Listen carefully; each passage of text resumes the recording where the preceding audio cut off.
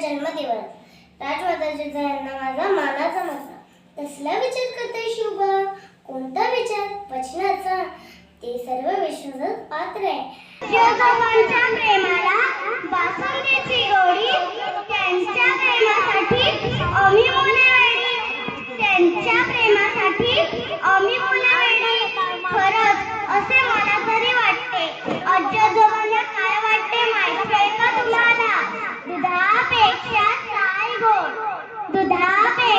साय गोड नागपंडांच्या प्रेमाला जगात नाही तोड भवानी मातेचा लेक तो मराठ्यांचा राजा होता चुकला नाही कोणासमोर मुघलांचा तो बाप होता